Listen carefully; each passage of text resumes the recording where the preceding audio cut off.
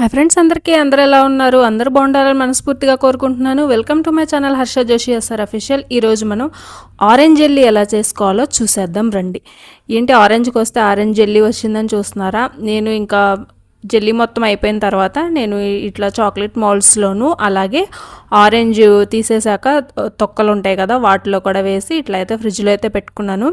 Jellies అయితే చాలా బాగా వచ్చాయి, చాలా చాలా బాగున్నాయి, చాలా టేస్టీగా ఉన్నాయి. పిల్లలకి ఈ విధంగా చేసి పెడితే చాలా అంటే చాలా ఇష్టంగా తింటారు.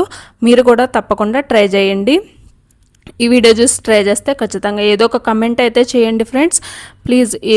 ఫస్ట్ నేనైతే బెల్లాన్ని అయితే తీసుకున్నాను. మీకు కావాలంటే షుగర్ అయినా తీసుకోవచ్చు. నేను ఇంకా షుగర్ అయితే తీసుకోలేదు, బెల్లం అయితే తీసుకొని కొంచెం వాటర్ పోసేసుకొని ఆ బెల్లం మొత్తం కరిగేంత వరకు కూడా స్టవ్ మీద అట్లా పెట్టుకున్నాను అనమాట. తర్వాత నేను ఏం చేశానంటే ఒక 5 ఆరెంజెస్ అయితే తీసుకున్నాను. చిన్నవి అయితే తీసుకున్నాను, నా దగ్గర పెద్దవి లేవు. పెద్దవి ఉంటే పెద్దవైనా తీసుకోండి. ఇందులో అయితే జ్యూస్ అయితే చాలా ఎక్కువగానే ఉందన్నమాట. చిన్న ఆరెంజెస్ అయినా జ్యూస్ అయితే చాలా బాగా వచ్చింది. ఇంకా కప్పుతో కప్పుడు వచ్చిందనమాట జ్యూస్ అయితే.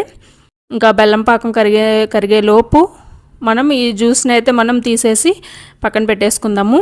పిల్లలు మామూలుగానే ఆరెంజెస్ అంటే చాలా ఇష్టంగా తింటూ ఉంటారు కదా. ఆరెంజ్లో తీపి పులుపు రెండు ఉంటాయి కాబట్టి మనం ఈ జెల్లీని కూడా మనం పిల్లలైతే చాలా ఇష్టంగా తింటారు. ఏదైతే ఆరెంజ్ జ్యూస్ నేను తీసుకున్నానో దాన్ని వడకట్టేసుకొని ఈ బెల్లం కరిగిన వాటర్లో అయితే పోసేసుకున్నాను.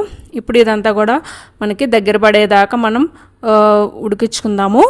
అలాగే ఒక స్పూన్ కార్న్ఫ్లోర్ తీసుకొని అది వాటర్లో వేసి కలిపేసుకొని ఆ వాటర్ కూడా కార్న్ఫ్లోర్ వాటర్ కూడా ఇందులో వేసేసాను ఫ్రెండ్స్.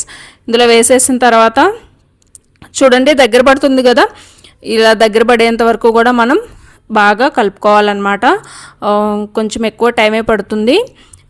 ఓపిక్గా కలుపుకుంటూ ఉండండి, మీడియం ఫ్లేమ్లో కలుపుకుంటూ ఉండండి. మంట అయితే ఎక్కువ పెట్టొద్దు, మీడియం ఫ్లేమ్లోనే ఇదంతా జరగాలన్నమాట. అలాగే కొంచెం నెయ్యి కూడా యాడ్ చేశాను ప్యాన్కి అంటుకోకుండా. సో మనం ఇదంతా కూడా బాగా అంటే బాగా దగ్గర పడేంత వరకు కూడా మనం ఒక జెల్లీలాగా ఫామ్ అయ్యేంత వరకు కూడా మనం ఇదంతా కూడా ఉడికించుకుందాము. ఉడికించుకున్న తర్వాత ఇంకా లాస్ట్లో ఇంకా నేనైతే ఈ చాక్లెట్ మౌల్డ్స్లోను అలాగే ఆరెంజ్ తీసిన తొక్కలు ఉంటాయి కదా, ఆరెంజ్ తొక్కల్లో నేను ఇంకా ఎట్లయితే పెట్టేసుకొని ఇంకా ఇట్లా ఫ్రిడ్జ్లో అయితే పెట్టేశాను. ఇంక పెట్టాగానే ఇట్లా అయితే ఫామ్ అయినాయి అనమాట. తినడానికి కూడా చాలా అంటే చాలా బాగున్నాయి ఫ్రెండ్స్. చాలా ఈజీగా చేసేసుకోవచ్చు మనం. ఈ వీడియో చూసి కనుక మీరు చేసుకుంటే తప్పకుండా కమెంట్ అయితే చేయండి. ఈ వీడియో కనుక మీకు నచ్చినట్లయితే please like, share and subscribe friends. Thank you so much. ఖచ్చితంగా కమెంట్ అయితే చేయండి. తినడానికి అయితే చాలా బాగున్నాయి ఫ్రెండ్స్.